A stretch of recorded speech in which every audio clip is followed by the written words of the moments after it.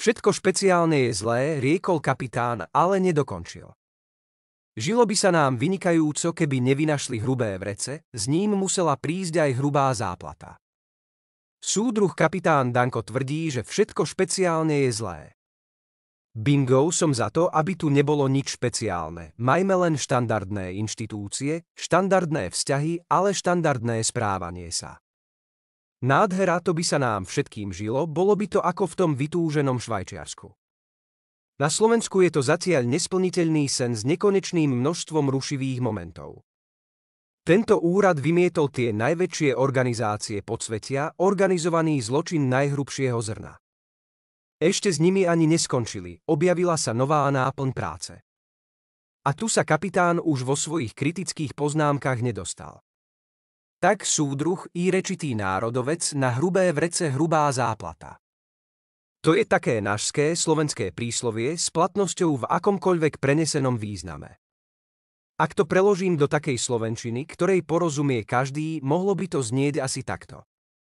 Zamestnanci špeciálnej prokuratúry by mali byť nepodplatiteľní, neovplyvniteľní a morálne bezúhonní ľudia, čo sa ani na moment nedalo, nadá a ani v budúcnosti nebude dať povedať o ľuďoch na nižších stupňoch, napríklad krajských, pokiaľ budú pod paľbou. Podplácanie a vyhrážky nemorálnych politikov, tých, čo chlastali, chodili do bordelov. Vytvorili oligarchov a systém dojenia štátu na DPH.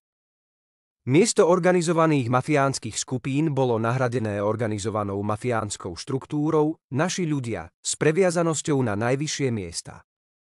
Vzniklo nové hrubé vrece, na ktoré platí len hrubá záplata.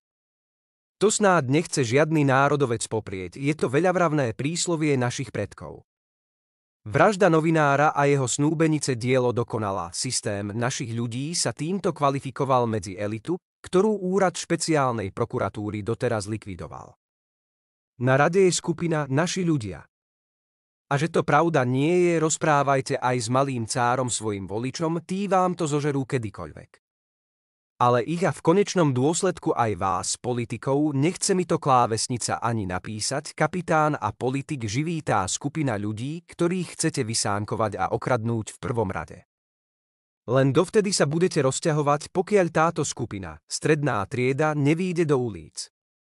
Správajte sa tak, ako sa na morálne bezúhonných ľudí patrí. Potom sa môže všetko špeciálne zrušiť zo dňa na deň. Bude tu raj na zemi, Švajčiarsko vysnívané a sľubované zlodejom a podvodníkom, vašim školiteľom od uhorkových pohárov. Do času, keď sa naučíte, čo je to morálka, musí nad vami bdieť takáto inštitúcia, ak už nie je neskoro. Poslanec, predseda parlamentu, ktorý naletí volavke s roztiahnutými nohami na sociálnej sieti, je tupec, ktorý ohrozuje bezpečnosť krajiny. Poslanec nemá čo myslieť vtákom, ledaže by nemal čím iným. Ale potom si zmýlil pracovisko, darmo si budete robiť nádeje, nezabudneme na to nikdy.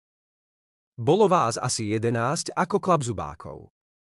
Vás, túto koalíciu, nechať bez dozoru je hotová samovražda štátu, likvidácia poctivých občanov a daňových poplatníkov.